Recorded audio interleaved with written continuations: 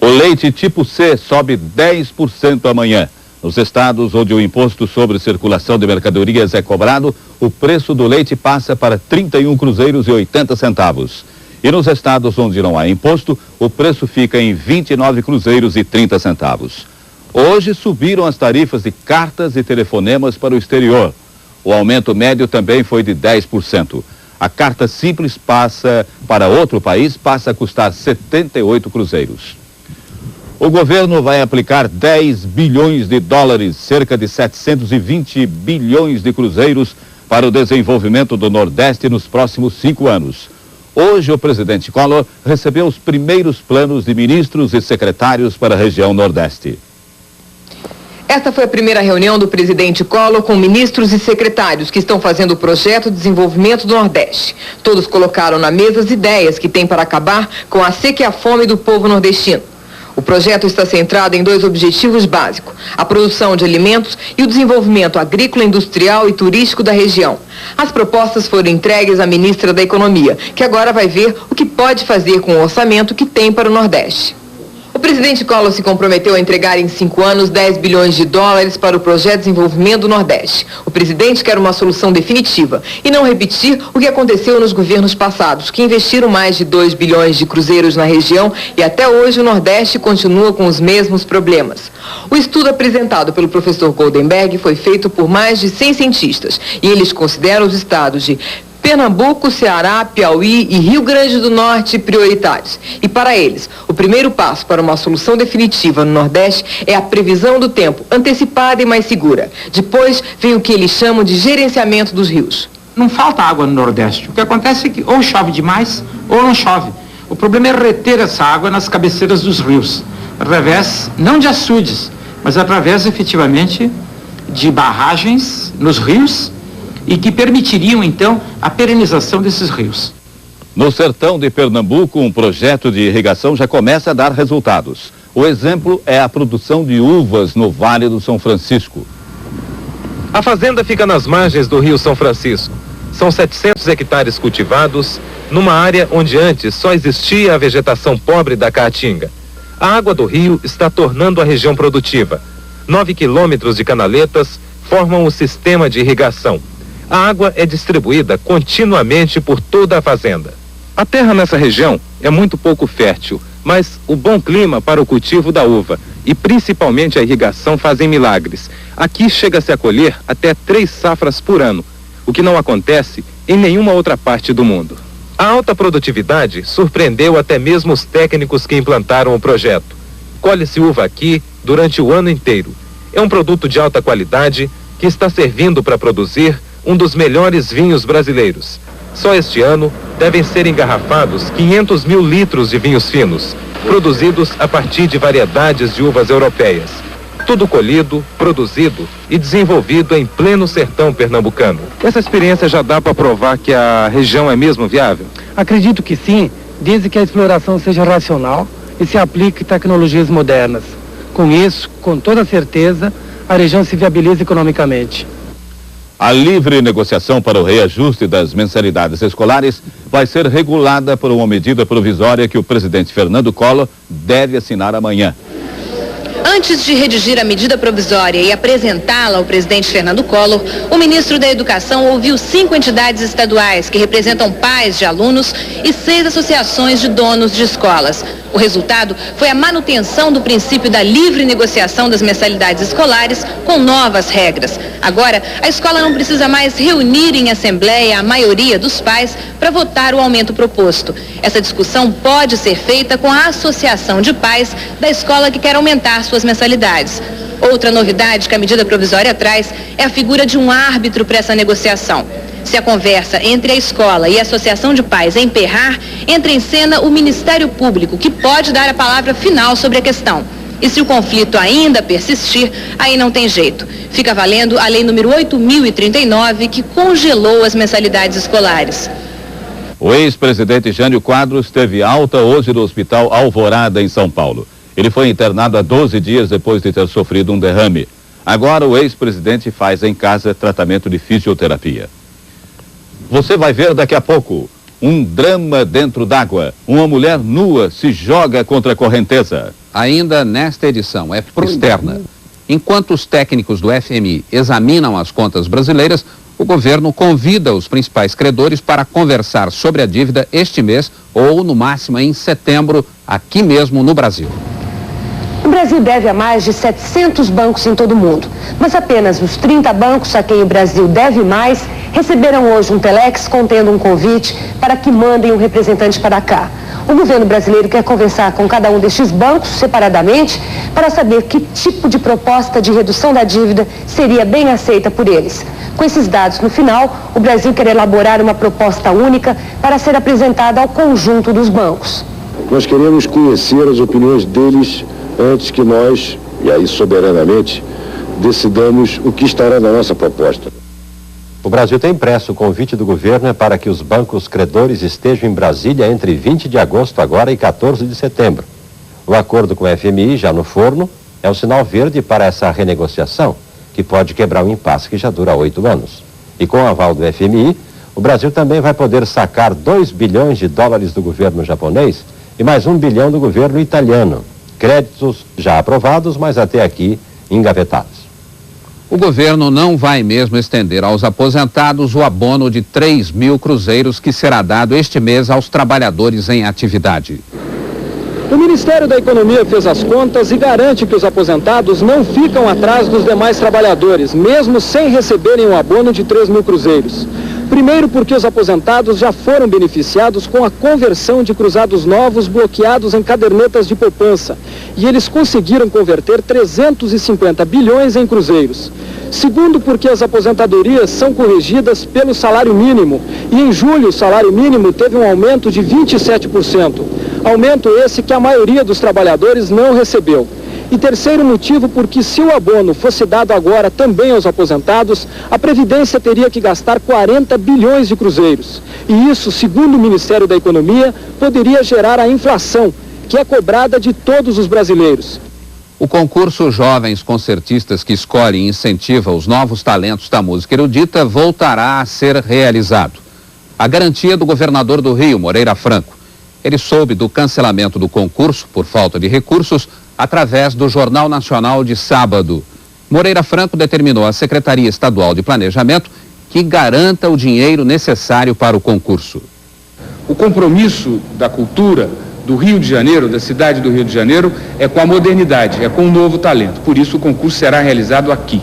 A organizadora do concurso, Sula Jafé, disse que o apoio do governador é fundamental. Sem ele, o 9º concurso não seria realizado. Uma mulher tenta se matar nas cataratas do Niágara, nos Estados Unidos, e é salva num resgate dramático. Alice Goldman, de 38 anos, pulou nua na água com a intenção de se suicidar. Enquanto era levada pela correnteza rumo às cataratas, Alice mudou de ideia e agarrou-se às pedras. Aí chegou um helicóptero. Ela estava a apenas 50 metros de uma queda fatal. O salvamento foi perfeito.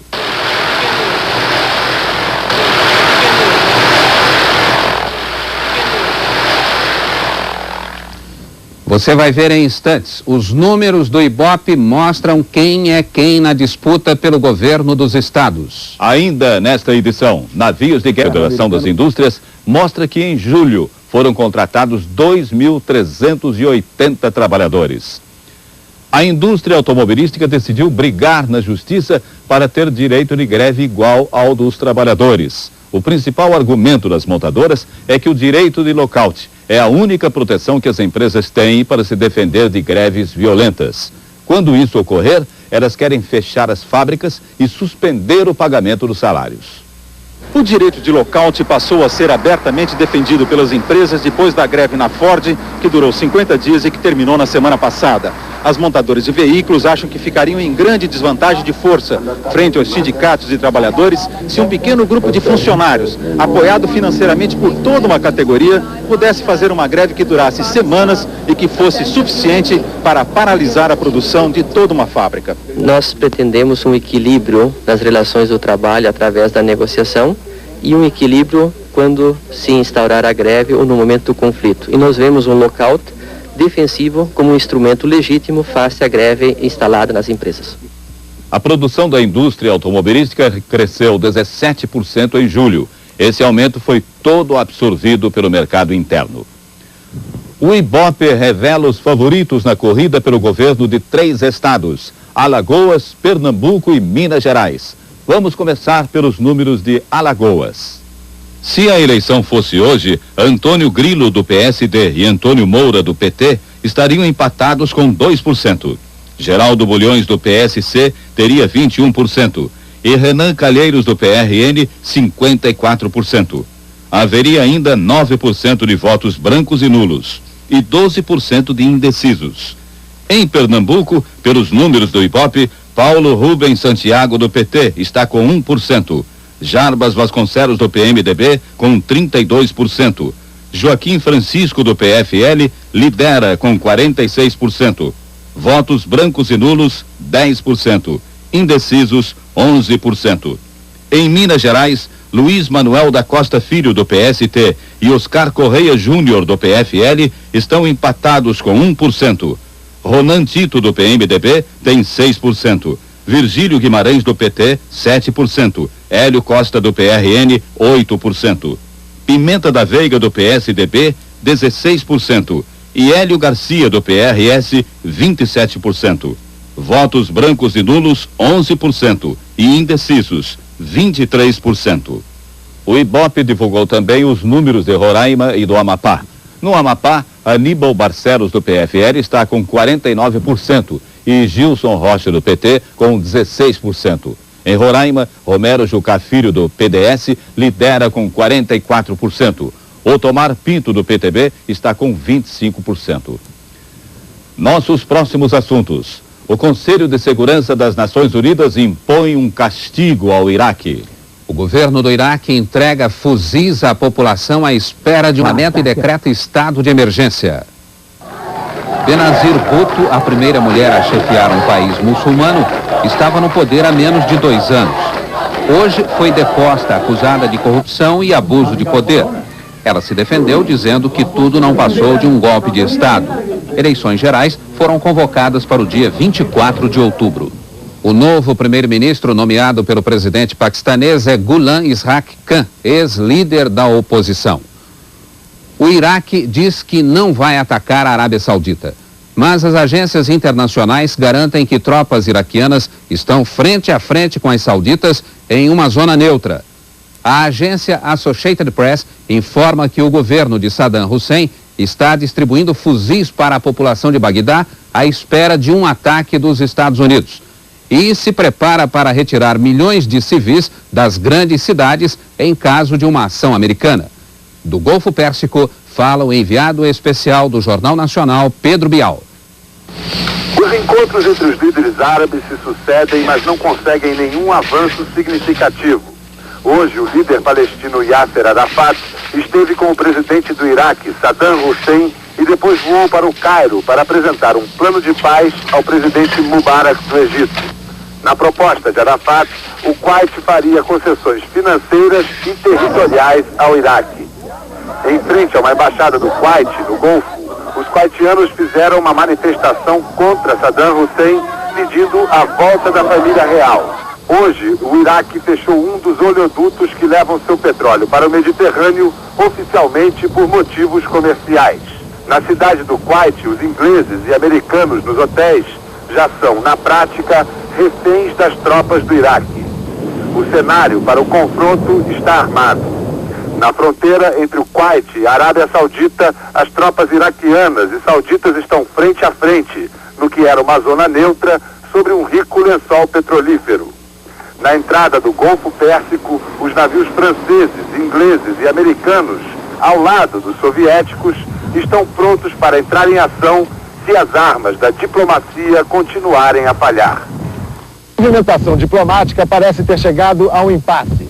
O secretário de Defesa norte-americano, Dick Cheney, veio hoje à Arábia Saudita, possivelmente insistir com os sauditas e os turcos para que fechem os oleodutos que levam a maior parte da produção de petróleo iraquiano para o Mediterrâneo. Como vizinhos do Iraque, é pouco provável que os sauditas e turcos corram esse risco. Os iraquianos já afirmaram que recebem as notícias de sanções econômicas como declarações de guerra. Hoje, o clima de tensão se agravou no Golfo Pérsico. Fontes aqui do Oriente Médio já têm como praticamente certa a possibilidade de um ataque americano ao Iraque, dando início a uma nova guerra no deserto. Em Nova York, o Conselho de Segurança das Nações Unidas aprova um boicote econômico e militar contra o Iraque. Em Washington, o presidente George Bush determina o deslocamento da esquadra de guerra para o Golfo Pérsico. Hoje, 28 americanos que estavam no Kuwait foram capturados pelos iraquianos, colocados num ônibus e levados para local desconhecido. Os navios de guerra começaram a deixar os portos americanos em direção ao Golfo Pérsico. Os Estados Unidos passaram a jogar mais duro do ponto de vista militar. Com medo de uma recessão mundial, a bolsa japonesa caiu e puxou as principais bolsas europeias e a de Nova York, todas em baixa. Charles Maxwell tem 23 anos de experiência como especialista em petróleo. É dono de uma das maiores corretoras de petróleo do mundo e conselheiro do governo americano. Ele acha que se o Iraque invadir a Arábia Saudita, o que não é provável na opinião dele, os preços vão para mais de $30 o barril. Se o bloqueio econômico contra o Iraque der certo, ele acha que os preços internacionais ficam estabilizados onde estão hoje, nos $25-26 o barril. Foi para tratar desse bloqueio econômico que o presidente George Bush e a primeira-ministra inglesa Margaret Thatcher se encontraram na Casa Branca. Também esteve o secretário-geral da OTAN, a Aliança Militar do Ocidente. Thatcher e Bush elogiaram a decisão do Conselho de Segurança da ONU. Pela primeira vez na história, antes ela agiu com essa força apenas contra a Rodésia e a África do Sul, a ONU adota sanções econômicas tão fortes contra um país. O Conselho de Segurança da ONU acabou de aprovar, por 13 votos, com 2 abstenções, as abstenções do Iêmen e de Cuba, sanções econômicas totais contra o Iraque. Ou seja, em teoria, ninguém pode comprar do Iraque ou vender para o Iraque. Isso significa que os Estados Unidos conseguiram aqui na ONU construir um bloco de alianças que é a aliança dos países mais fortes. Isso também significa que o Iraque não apenas invadiu o Kuwait, mas entrou em conflito com o resto do mundo. Essa decisão do Conselho de Segurança se baseia no capítulo 7º da Carta da ONU e ela é obrigatória para todos os países membros da ONU. E com isso o Brasil fica do lado da maioria e dos mais fortes. Na Inglaterra, o preço do petróleo do Mar do Norte fechou hoje a $26,10 o barril. Nos Estados Unidos, o barril de petróleo do Texas já vale $28,05. A decisão do Conselho de Segurança da ONU vai ser cumprida no Brasil. Alexandre Garcia. O governo brasileiro já havia decidido proibir as exportações de armas e munições do Brasil para o Iraque e havia decidido também esfriar as relações com aquele país. Mas agora, a decisão unânime do Conselho de Segurança das Nações Unidas passa a ter força de lei no Brasil. É como se fosse uma lei feita no Congresso Nacional em Brasília. O Brasil, como membro das Nações Unidas, vai seguir todos os países nas restrições contra o Iraque. O Brasil, por exemplo, está proibido de importar qualquer produto iraquiano, mesmo que ele se chame petróleo. E qualquer cidadão brasileiro está proibido de prestar qualquer tipo de serviço que colabore com as exportações iraquianas, como, por exemplo, desembarcar petróleo de um navio. Mas há uma exceção importante na decisão das Nações Unidas. Ela não atinge a prestação de serviços ao Iraque. Isso significa não atingir as empreiteiras brasileiras que trabalham no Iraque. O texto da resolução das Nações Unidas, neste momento, está sendo traduzido para o português pelo governo brasileiro, porque depois vai ser publicado pelo Diário Oficial, como qualquer lei brasileira. O presidente dos Estados Unidos, George Bush, adiou a visita que faria ao Brasil em setembro. A viagem fica para novembro ou dezembro. O governo americano informou a Itamaraty que o presidente Bush precisa ficar em Washington em setembro por causa da abertura dos trabalhos do Congresso dos Estados Unidos. A embaixada do Brasil na Arábia Saudita diz que o clima no país é de tensão e que já preparou um esquema para dar assistência aos 100 brasileiros que estão na Arábia em caso de uma invasão do Iraque. A repórter Ângela Lindenberg conversou com o conselheiro da Embaixada Brasileira na Arábia, Ney do Prado Diegues. Qual a situação aí na Arábia Saudita?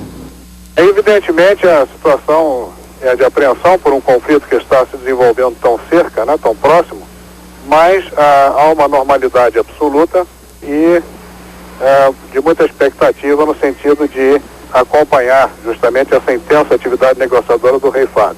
E há risco de invasão? Bem, esse risco, a senhora sabe, sempre existe.